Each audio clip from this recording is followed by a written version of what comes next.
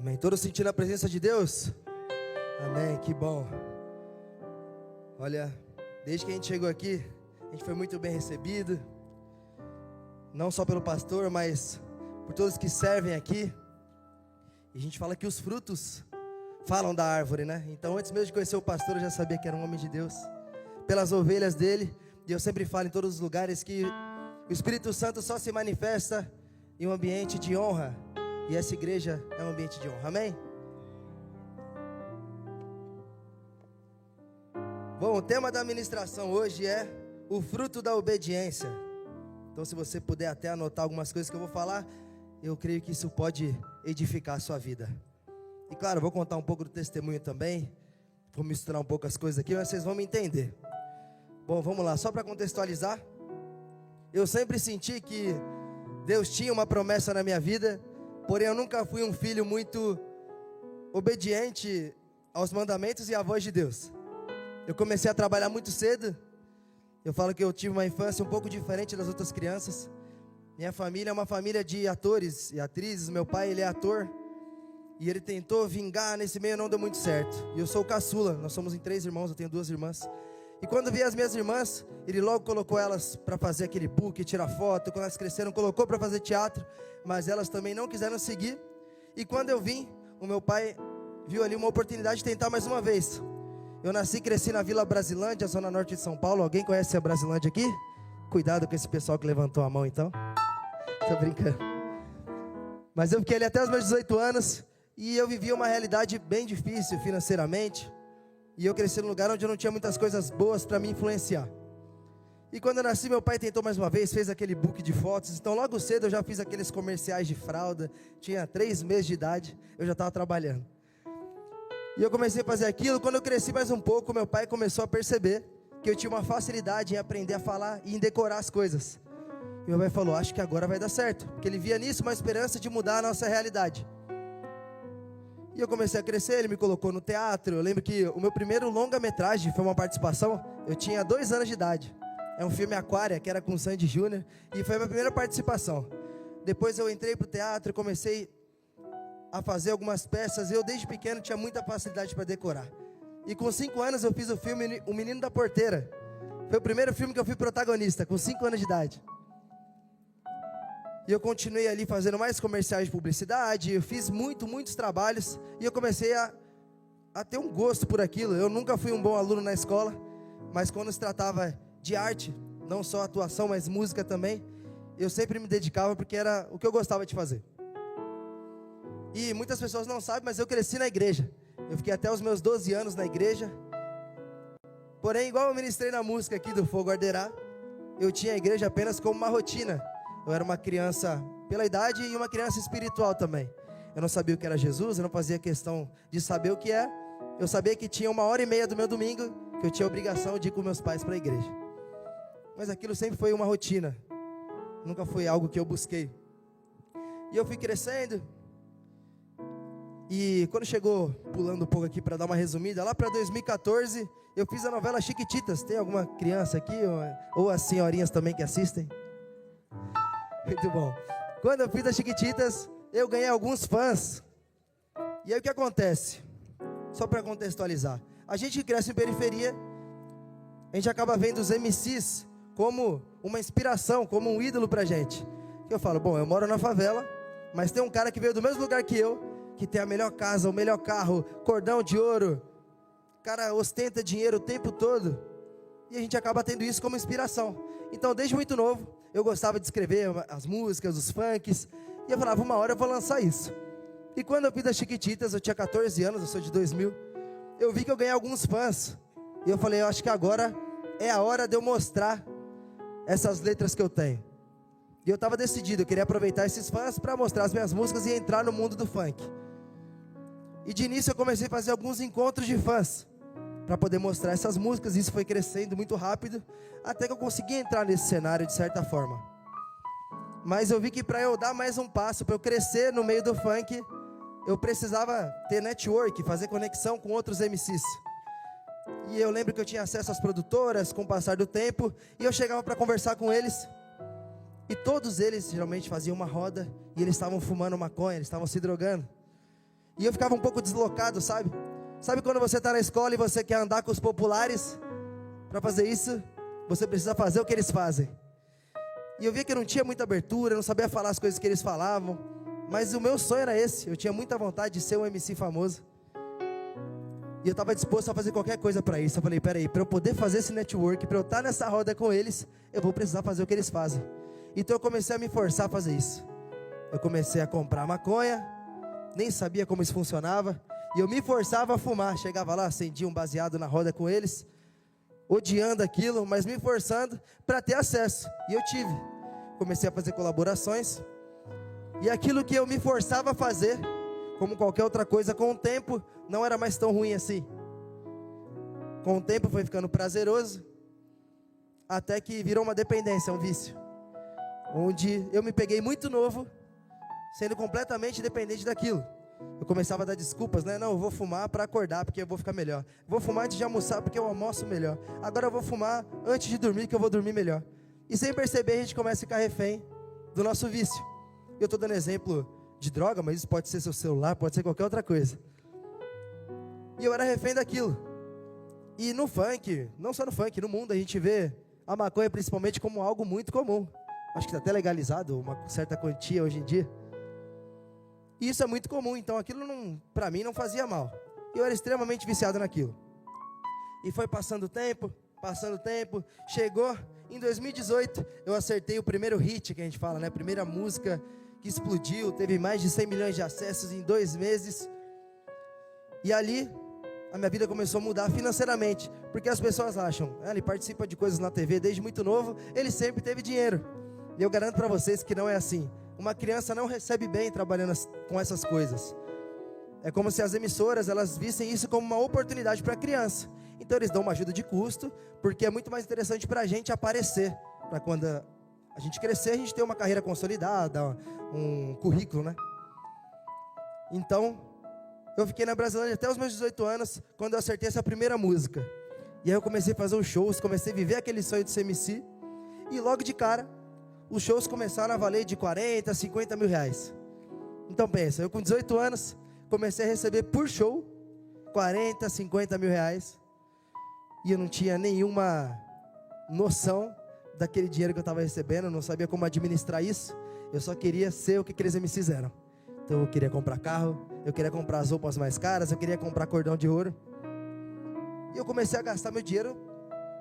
É como sempre entrava dinheiro, sempre tinha mais show, a gente pensa que nunca vai acabar. Então eu falava aqui, não, eu vou gastar esse dinheiro, vou gastar 50 mil hoje no shopping. Porque eu olhava na agenda e no outro dia eu tinha mais um show, então esses 50 mil ia voltar. E a gente fica nesse ciclo. E depois disso, quando eu estourei essas músicas, comecei a lançar uma atrás da outra, eu recebi o convite para fazer o teste para Sintonia. Alguém assistiu Sintonia aqui? Todo mundo de banco, né, pastor, a partir de hoje? Tô brincando. Você assistiu, pastor? Obrigado, o pastor pode. Palmas pro pastor, tô brincando. Tem coisa boa lá, vai. Tem muita coisa boa. E muita coisa que é real também, tá? Vocês vão entender no decorrer do testemunho. Recebi o convite para fazer o teste para Sintonia. E aí eu vi que a série falaria sobre crime, sobre igreja e sobre funk, coisas que eu tinha vivido de perto. E eu falei, eu vou me esforçar. Chegou lá no teste, eu lembro que eram mais ou menos umas 120 pessoas, atores e atrizes. E os testes eram de eliminação, era uma semana de teste. Então a gente chegava na segunda-feira, tinha 120 pessoas. Na terça, já tinha só 80. E assim por diante, até que chegou nos 3 protagonistas que são o que vocês assistiram. E eu, claro, estava me dedicando mais no personagem do funk, aquilo estava um pouco mais favorável para mim, que era o que eu estava vivendo. E eu consegui ser aprovado para aquele personagem. E aí a gente gravou a série, e quando lançou a série, nós ganhamos o prêmio de série brasileira mais assistida do mundo. Então pensa, as minhas músicas tinham acabado de estourar, e agora a minha imagem estava passando em 190 países. Só que eu comecei a prestar atenção numa coisa que não estava fazendo muito sentido para mim. Porque eu comecei a ver que todos os trabalhos que eu participei, desde muito novo, eles tinham uma grande repercussão. E eu não entendi o porquê. Quando eu fiz O Menino da Porteira, com 5 anos, é um dos filmes nacionais mais assistidos. Quando eu fiz As Chiquititas, uma das novelas infantis mais assistidas. Quando eu fiz Sintonia, série brasileira mais assistida do mundo. E eu comecei a ver que tinha uma coisa um pouco estranha. Porque eu vou ser sincero, eu não me dedicava tanto assim a esse ponto, para ter tanto sucesso. E aí, quando lançou a série, aconteceu essa explosão da minha imagem, e os shows aumentaram também. E aí eu recebia 50, comecei a receber 100, 120 mil por show. E teve mês que a gente fez mais de 60 shows. E eu não consigo nem fazer essa conta até hoje, de quanto dinheiro eu ganhava. E eu comecei a gastar mais e mais. Eu comecei a ter acesso a drogas mais caras. E aquilo virou um ciclo vicioso mesmo. Eu só vivia aquilo, era muito bom para mim. Eu estava no topo, eu tinha conseguido o salário que eu sempre sonhei. Comprei um apartamento para meus pais. Eu falo que isso foi a única coisa boa que eu fiz. E eu comecei a crescer muito nisso. E durante esse percurso, em avião, aeroporto, chegava na cidade, eu fui parado diversas vezes por homens, mulheres de Deus, missionários que vinham me entregar algo de Deus. E era sempre a mesma coisa. O pessoal me parava e falava assim: você já sabe para que Deus te deu esses dons. E eu não entendia. E nem me esforçava para entender. E começou isso a ficar repetitivo. Várias vezes homens e mulheres paravam e falavam: você já sabe para que Deus te deu esse dom. Ao ponto de chegar às vezes alguém: eu quero te entregar algo de Deus, vou te entregar agora. Eu já sabia o que a pessoa ia falar. E eu deixei aquilo passar, não era interessante para mim. Até que eu me mudei para Alphaville. Eu tinha esse sonho de morar nessas casas em Alphaville.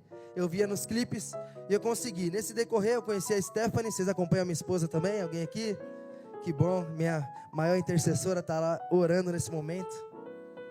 Eu conheci ela, os dois tinham acabado de sair do relacionamento. A gente se juntou e começamos a namorar. E ela se mudou para Alphaville comigo. Chegando em Alphaville, eu comecei a frequentar uma barbearia. E agora vocês vão ver a importância de você andar com homens e mulheres de Deus. Alguém aqui é barbeiro? Só para tirar uma dúvida, tem alguém aqui que é barbeiro? Você, irmão? Escuta uma coisa. Você sabia que... Boa. Você sabia que o barbeiro é um dos caras que o homem mais confia? Vou te explicar por quê. A gente fica de olho vendado enquanto você está com uma navalha no nosso pescoço. E tem muitas pessoas que não querem ouvir um pastor. Mas se você usar os 30 minutos, se você ver uma brecha para falar de Jesus, você vai ver a mudança que isso pode acontecer. E foi o que aconteceu. Comecei a frequentar uma barbearia. E eu chegava na barbearia sempre drogado, chapado, e contando tudo que rolava nos bastidores. E o dono dessa barbearia, ele se chama Sandor, mas a gente chama ele de Sam. Toda vez que eu chegava com algum problema para desabafar na barbearia, que é o que a gente faz, o corte é meia hora, né, gente? Vamos ser sinceros, a gente fica uma hora lá conversando. Igual vocês no salão também, mulheres. E eu chegava para falar algum problema, esse rapaz, o Sam, ele me respondia com a palavra. Falava: isso está acontecendo, olha, você pode ver aqui na Bíblia, diz isso, diz isso. Ou ele falava: isso está passando, pode ser um problema espiritual. E eu não estava caminhando com Deus, mas a gente tem um temor da palavra. O cara fala que aquilo está na Bíblia, a gente respeitava. E quando nós somos famosos, o nosso ciclo de amizade sempre concorda com tudo que a gente fala. E aquele pastor não estava falando o que eu queria ouvir, mas o que eu precisava ouvir. Eu chegava, contava algum problema: cara, estou passando por isso. Ele me respondia com a palavra. E eu comecei a gostar daquilo. Comecei a frequentar mais a barbearia. E até que a gente virou muito amigo. E eu convidei o dono da barbearia para ir na minha casa com a esposa dele. Fiz um churrasco, mas eu queria perguntar para ele. E quando ele chegou, eu falei: Sam, me responde uma coisa. Como que você sabe tanto da palavra? E ele falou: Jota, eu sou pastor. E na hora, eu não sabia onde enfiar minha cara. Eu estava muito constrangido, porque eu comecei a lembrar como eu chegava na barbearia dele, as coisas que eu falava que acontecia. E o cara era pastor. E eu falei: Sam, por que você não me falou isso antes? E ele falou: olha, diversas vezes eu quis falar, mas o Espírito Santo me conduzia para não fazer isso, porque se eu falasse que eu era pastor, você ia correr. E eu ia mesmo. Eu morria de medo, até da mulher do coque. Alguém tem medo da mulher do coque aqui? Até hoje eu tenho um pouco. E aí, ao mesmo tempo que eu fiquei muito constrangido por ele ser pastor, ao mesmo tempo eu comecei a gostar mais ainda daquele cara, porque ele tinha tudo para me julgar. Eu chegava drogado, só falando besteira, eu cantava funk, e o cara falou de Jesus para mim. E eu comecei a pensar, e comecei a quebrar um certo preconceito que eu tinha até com a igreja. Sabe, a gente que está no mundo, a gente pensa: igreja é só dinheiro, não, essas coisas não existem. E eu comecei a gostar daquilo, sabe, plantou uma semente literalmente, e eu comecei a pensar: será que essas coisas são verdade mesmo? E a gente começou a ficar mais amigo. E tem um amigo meu que ele se chama Leonardo. Ele cresceu comigo na Brasilândia, a gente estudou na mesma escola. E ele é filho de pastor. Mais uma vez, a importância de andar com homens de Deus. Ele é uma das amizades que eu tenho até hoje. Ele sempre insistiu, durante o meu auge, na carreira, enfim. Ele sempre falou: Jota, você está vivendo uma fase muito legal, está ganhando dinheiro, mas tira um tempo para Deus. Vamos fazer uma célula na nossa casa, um culto no lar, GC, tem vários nomes, né? E eu falava para ele que eu não tinha tempo para isso. Estava focado ali. O meu Deus, na verdade, era o dinheiro. Eu só queria fazer coisas que me dessem dinheiro. Só que depois que eu tive essa experiência com esse pastor, eu lembrei desse meu amigo. Liguei para ele e falei: cara, acho que eu quero fazer esse negócio de célula. E ele falou: não, beleza, vamos marcar. Ele desligou o telefone. Acho que ele pulou de alegria, porque ele insistia muito para eu fazer essa célula. E aí eu liguei para o meu pastor não, né? Para o pastor da barbearia, que hoje é meu pastor, vocês vão entender. E eu falei: Sam, eu quero fazer uma célula na minha casa. Eu nem sei como funciona isso, mas eu quero fazer. E ele falou: tá, vamos fazer. Eu falei: você pode levar a palavra? Ele falou: posso. E a gente marcou a célula. E eu lembro que eu esperei, a gente marcou para uma terça-feira. Quando chegou na terça-feira, eu liguei para o pastor. Ele falou que ele não ia poder ir na célula, porque tinha um casal que ele discipulava, teve uma briga, o rapaz tentou tirar a própria vida, enfim. Ele tinha que ir lá orar por aquele casal. E eu estava na rua, era noite. Eu liguei para a Stephanie, minha esposa, na hora, e falei: olha, pode cancelar a célula, porque o pastor que eu queria não vai conseguir. E eu não quero essas mulheres do coque na minha casa. Eu não quero outro pastor, eu quero aquele, que ele usa até boné.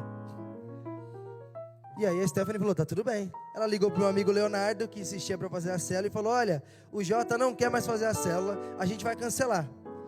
E o Leonardo falou: não, calma, eu conheço uma mulher que é uma bênção, muito usada por Deus, e ela pode levar a palavra na célula. E a minha esposa, muito sábia e conduzida pelo Espírito Santo, ela não cancelou a célula, sem me avisar. Porque o que acontece? Enquanto eu estava tendo esse processo de conhecer um pouco mais sobre a palavra com o pastor na barbearia, o Espírito Santo já estava constrangendo a minha esposa em casa de algumas coisas. A gente se envergonha muito de falar isso, mas nós tínhamos o hábito de ficar com outras meninas. A gente fazia isso, não via peso nenhum. Fora o hábito de beber demais, o hábito que eu tinha de me drogar. E certo dia eu fui chegando em casa e ela falava assim: olha, eu não quero mais fazer essas coisas que a gente faz. Tem algo dentro de mim que está me incomodando e eu não sei o que é. E eu falei: tudo bem, se você não está feliz, a gente vai parando com isso. E eu chegava outro dia, ela: olha, eu não quero mais que você fume dentro de casa. A nossa filha vai nascer e eu não quero que ela cresça vendo isso. Eu falei: tudo bem. E aí eu fiz um combinado com ela que eu podia usar só na rua. Só que o que eu comecei a fazer? Ficar mais tempo na rua. Eu comecei a priorizar a droga do que a minha família. A ponto de ela me falar: amor, você está chegando? Eu falava: não, estou no estúdio, amor. E eu estava na porta do condomínio fumando dentro do carro, para poder chegar em casa. E passou mais um tempo, ela falou: não quero que você fume nem na rua mais, porque esse cheiro está me dando nojo. E aos poucos eu fui parando com aquilo. E como eu falei, ela não cancelou a célula, conduzida pelo Espírito Santo também, mesmo sem saber. E eu cheguei em casa à noite, eu abri a minha porta, eu lembro que eu estava com a minha mochila, e tinham 7 pessoas dentro da minha casa. Uma era a mulher do coque. E eu entrei, já olhei para a cara da Stephanie com aquela cara de bravo, que a mulher já entende, você está falando no olhar. Estava falando assim, com o olhar, né? Eu não acredito que você pôs esse povo na minha casa sem falar comigo. Só que toda mulher, eu não sei como, vocês já nascem com um dom, que qualquer situação vocês conseguem inverter e o homem sai como errado.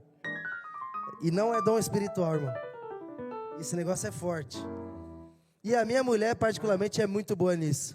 Que eu estava olhando bravo para ela, e ela falou assim: você não vai falar para eles que você não vai fazer a célula? E eu falei: é lógico que eu vou fazer a célula. E olha o que ela fez, eu concordei. Eu não sei como ela fez isso. Eu fiquei com vergonha, e aí eu tinha aceitado a célula.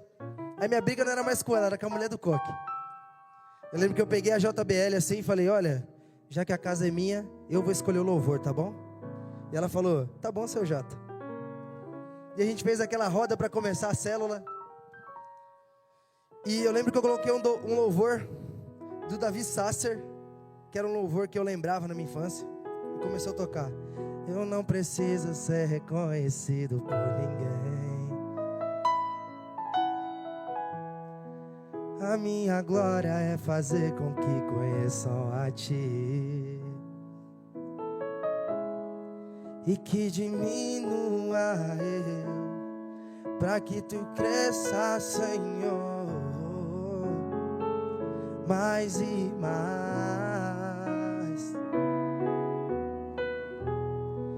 E como serafins que cobre o rosto ante a ti, escondo o rosto para que vejam tua face em mim, e que diminua eu, para que tu cresça, Senhor, mais e mais. O Santo dos Santos, a fumaça me esconde, só teus olhos me veem. Debaixo de tuas asas é o meu abrigo, meu lugar secreto, e só tua graça me basta, e tua presença, meu. E o louvor começou a tocar, e eu lembro que aquela música foi crescendo. Eu fechei o olho e eu comecei a prestar atenção na letra e senti uma coisa diferente, que quem caminha com Deus já sabe o que eu estou falando. Eu comecei a sentir um arrepio, comecei a sentir algo muito quente assim dentro de mim, e ao mesmo tempo era uma paz, uma tranquilidade que eu nunca tinha sentido. E quando chegou no refrão da música, eu tive a maior experiência espiritual, sobrenatural da minha vida, tanto que eu sempre falo: Jesus, faz de novo, faz isso mais uma vez. Mas Ele não fez de novo, porque Ele não tem que me provar nada. Mas isso me marcou muito. Quando o louvor foi chegando no refrão, eu tive a experiência de ouvir, não na minha cabeça, mas no meu ouvido, uma voz dizendo: finalmente você deixou eu entrar. E a partir dali, a minha vida teve uma virada de chave. Na verdade foi o início de uma virada de chave. Eu ouvi aquilo: finalmente você deixou eu entrar. E eu abri o olho na hora. Eu não entendi o que tinha acontecido. E eu olhei para o meu amigo achando que até o Léo tinha falado alguma coisa, mas ele estava orando de olhos fechados. Todo mundo de olho fechado. E sabe quando acontece uma coisa que você sabe que foi Deus e você não quer acreditar? Fala: não, não é possível que foi Deus. E todo mundo estava de olho fechado. Só tinha uma mulher de olho aberto, a mulher do coque. E ela estava me olhando assim, eu juro. Com essa cara, eu fechei o olho na hora com medo. E aí eu comecei a falar na minha cabeça: eu não vou contar isso para ninguém. Ninguém nunca vai saber. Afinal nem foi Deus mesmo, é coisa da minha cabeça. E eu lembro que acabou o louvor. Ela falou que a gente poderia se sentar e ia começar a palavra. E ela abriu a Bíblia, eu lembro perfeitamente. Ela fez assim: escuta aqui, garoto, Deus está te mandando eu falar uma coisa. Eu falei: meu Deus, o que essa mulher vai falar comigo? Porém aí foi a maior confirmação que eu tive, porque ela virou para mim e falou: olha, eu fui em várias células, cultos nos lares, e toda vez que a gente orou, Jesus mandou os anjos naquele lugar. Eu falei: amém. E ela se aproximou de mim e falou assim: mas eu não sei porquê, hoje Ele quis vir pessoalmente falar no seu ouvido. E é sempre a mesma sensação quando eu conto. E a partir dali, foi a maior virada de chave da minha vida. Eu lembro que eu nem consegui dormir naquele dia. No outro dia eu liguei para o pastor. Falei: Sam, Deus falou comigo. E ele falou: olha, Ele está te chamando. Eu não sei se você sabe, mas todo mundo tem uma missão, um chamado aqui. E eu acho que chegou a hora de você cumprir o seu. E eu falei para ele: mas eu vou fazer o quê? Eu sou MC, eu canto funk. Como assim Deus está me chamando? E ele falou: isso só Jesus mesmo, só Deus vai poder te dizer. E eu falei: mas como Ele vai falar de novo no meu ouvido? Ele falou: não, nem sempre. Mas você precisa ter intimidade com Deus para entender qual que é a sua missão, qual que é o seu chamado. Não sou eu que vou te falar. E eu comecei a perguntar: como eu faço isso? Como eu posso ficar sensível para entender por que Deus está me chamando? E foi aí que começou o meu processo de discipulado. Muitas pessoas viram aquele show onde eu levantei uma faixa: não vivo mais eu, mas Cristo vive em mim. Isso aconteceu tem no máximo 3 meses. Mas tudo isso que eu contei para vocês aconteceu há 2 anos e meio. Então não se espantem se vocês me virem por aí pregando ou louvando. Eu tive 2 anos e meio de discipulado. Foi o tempo que eu e minha esposa a gente sumiu. Então não se espantem quando vê isso. Eu estou apenas obedecendo o que Deus me chamou para fazer. Vocês têm que se espantar quando vocês ouvirem The King, The Power. Tô brincando. Tô zoando. Não podia perder essa. Mas eu só tô obedecendo, amém, irmãos? E eu comecei a abrir mão das coisas, eu e a minha esposa junto. Falei, eu não quero mais isso, eu não quero mais fumar, eu não quero mais nada. Eu era um cara muito radical em tudo que eu fazia. Quando eu entendi que Deus estava me chamando, eu quis ser mais intenso ainda, entende? Mas chegou um momento, em muita intimidade, jejuando, que Deus falou comigo que era para eu abrir mão do meu trabalho. Especificamente do funk, porque quando eu estou atuando, eu estou vivendo um personagem, estou fazendo um personagem. Agora no funk, é exatamente a minha vida, aquilo que eu mostro é o que eu estava vivendo.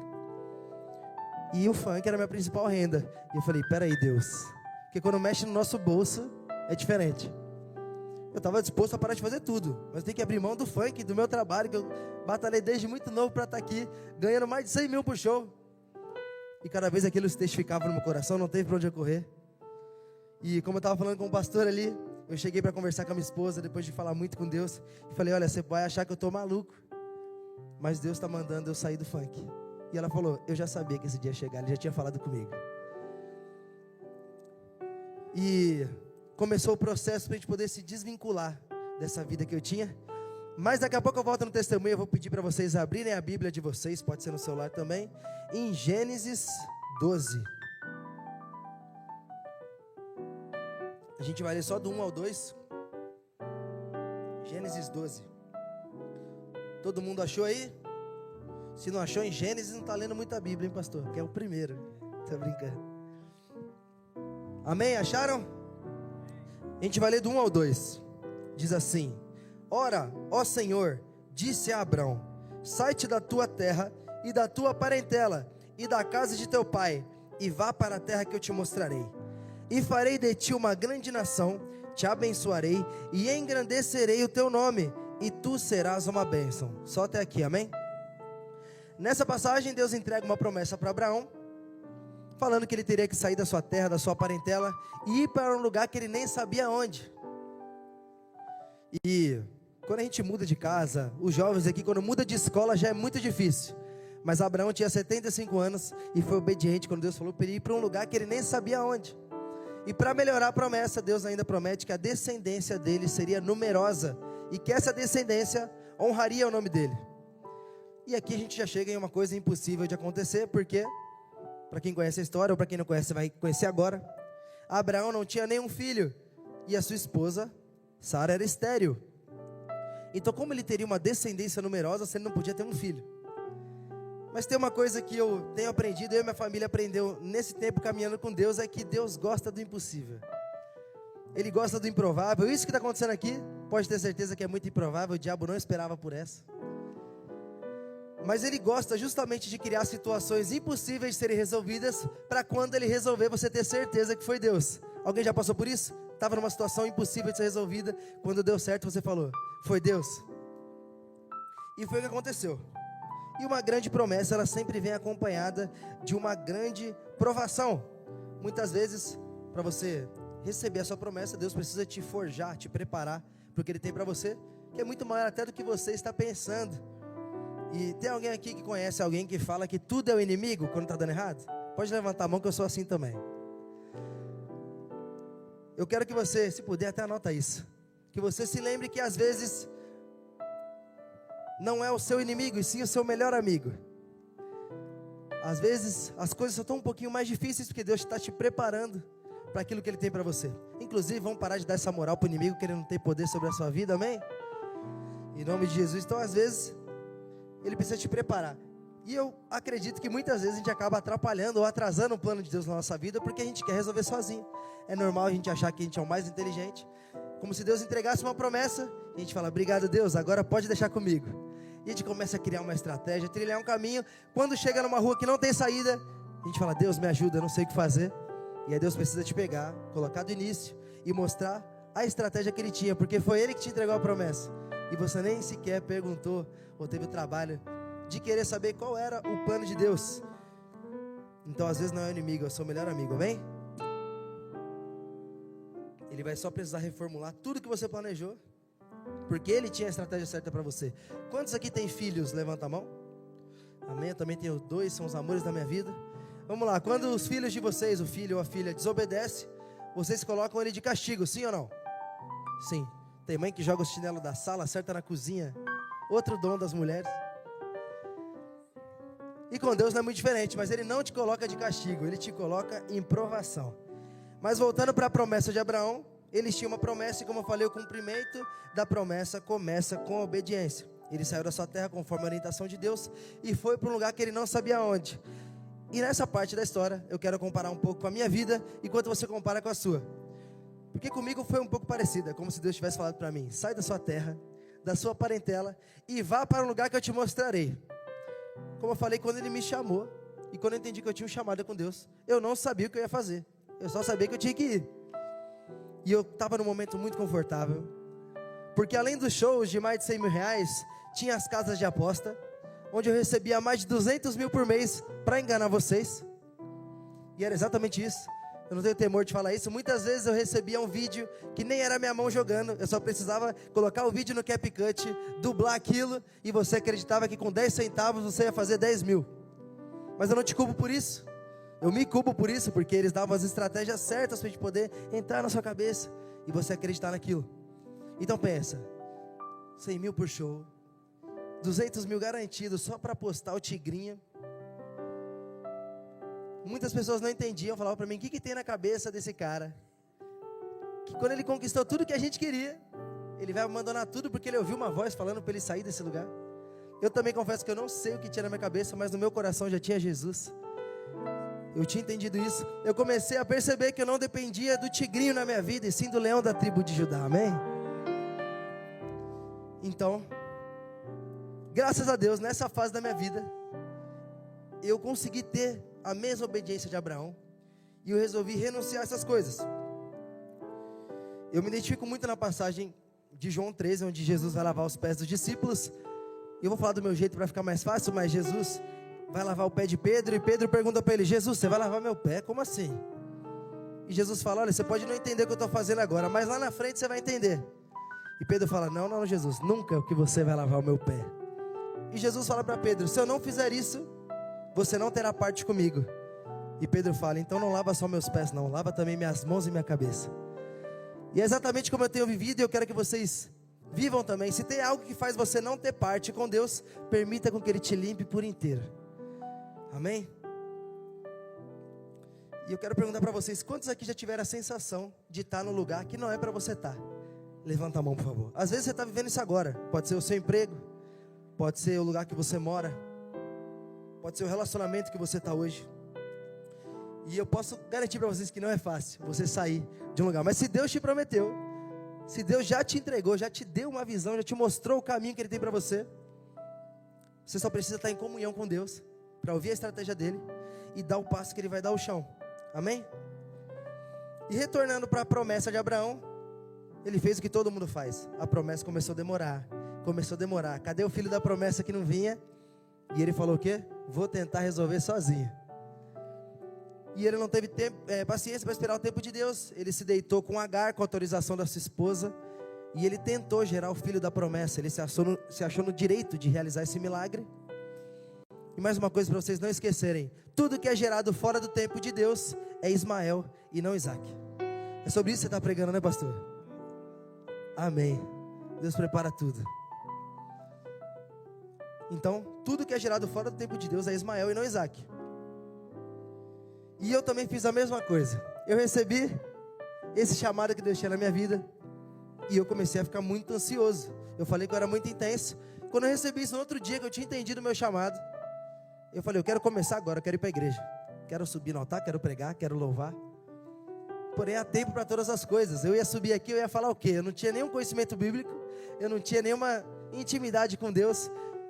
Certamente eu subiria e entregaria para vocês algo do homem, e não estaria sendo instrumento de Deus. Mas eu não entendi isso na época, e eu estava muito ansioso. Eu falei: eu quero fazer isso. E a célula que tinha acontecido terça-feira continua até hoje. Toda terça-feira lá em casa a gente faz a nossa célula. E um dia chegou um cara na célula, e a gente compartilhando os testemunhos, porque, só para contextualizar, quando eu decidi sair do funk, eu fui falar com o empresário. Eu falei: olha, talvez você não entenda, mas Deus está mandando eu abrir mão de tudo. Eu não vou mais cantar funk, eu não vou mais divulgar Tigrinho, e eu também não sei o que eu vou fazer, que eu não sabia. E ele começou a rir, Mas eu falei, cara, Deus tem um plano para mim e eu estou esperando Ele me dar o restante, mas eu vou obedecer e eu não vou mais fazer isso. Até agora o que eu sei é que eu não vou mais fazer isso. E eu lembro que ele começou a rir e falou, olha, você sabe que se você fizer isso, você nunca mais vai ganhar o que você ganha hoje. E eu falei, não é sobre isso. E tá tudo bem você não entender, porque vocês já tentaram falar de Jesus para alguém que não caminha com Jesus? Se eu contar meu testemunho, o pessoal acha que eu estou inventando, que eu estou mentindo, que é a cena da sintonia. Mas eu falei para ele, tá tudo bem. Você não entender, você só vai entender o que é obedecer a Deus se você tiver uma vida em intimidade com Ele, comunhão com Ele. Mas eu estou decidido. E foi um alívio para mim quando eu falei aquilo. E ele falou, você vai ter que me pagar. Eu falei, eu sei. Porque eu era de uma outra produtora. E essa produtora era nova, elas queriam um artista grande para representar. Eles me compraram por 3 milhões de reais de outra produtora. E em 6 meses eu me converti. Então imagina a cabeça do cara. Dá para entender a revolta dele. E ele falou, olha, mas tem um problema. Eu não sou seu empresário. E eu não entendi aquilo. E eu vou falar, provavelmente está transmitindo, eu vou falar de uma forma um pouco maquiada, mas vocês vão me entender. Por trás das produtoras de funk, por trás de jogadores de futebol, por trás de grandes empresas de São Paulo, existem uma outra galera que comanda. Igual vocês viram em sintonia. Todo mundo entendeu? Pronto. E ele falou que essa galera, especificamente 2 rapazes, eram meus empresários. Eles que tinham pagado, ele era só um laranja. E ele falou, você vai ter que falar com eles. E eu tentei falar, eles não quiseram ouvir.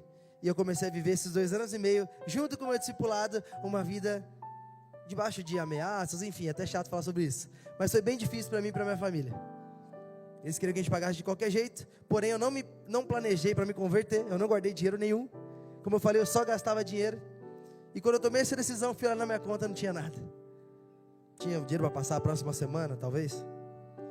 E eu não sabia o que fazer. E como eu estava falando, um dia na célula, chegou um homem, e a gente compartilhando esse testemunho, eu falei, cara, e eu tenho que pagar uma multa de 13 milhões de reais, mas eu tenho fé que vai dar certo.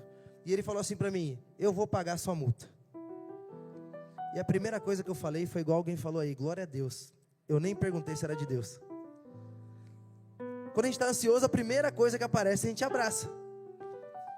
E ele falou, eu vou pagar a sua multa. Eu falei, glória a Deus, eu recebo. Eu estava desesperado. Eu falei, você só vai ter que conversar com uma galera, mas eles são de boa. E ele, tá tudo certo. E a gente marcou uma reunião, igual vocês assistem na série. Formou uma roda, os caras chegou lá, eles estavam muito estressados com a gente. E esse rapaz que se propôs a pagar, falou assim, olha, eu vou pagar a multa dele. Quanto que é? Eles falaram, 3 milhões. E ele falou, eu vou pagar de 150 a 200 mil reais por mês, pra gente quitar isso rápido. Até eu comecei a ficar com o peito estufado. Falei, é isso aí. Escuta o que ele está falando. E ele estava muito seguro. E os caras falaram, você tem certeza? Ele falou, tenho. E eu lembro que a gente, resumindo, a gente se aproximou, todo mundo deu as mãos. E eles olharam no meu olho e falaram assim, palavra de homem não tem volta. E tá tudo certo. Passou 30 dias, a gente ia ter que pagar a primeira parcela. Eles me ligaram, falaram, fala pro seu amigo mandar lá 150 ou 200 mil, que foi o que ele prometeu. Eu falei, tá tudo certo. E aí eu abri meu WhatsApp, sabe quando a fotinha da pessoa some? Agora é engraçado, pastor, mas você não sabe como eu fiquei. Eu fiquei desesperado, eu falei, não, peraí, não é possível. Ele deve ter trocado de número. Liguei para uns amigos que andavam com ele, e eles falaram, ele não está mais em São Paulo.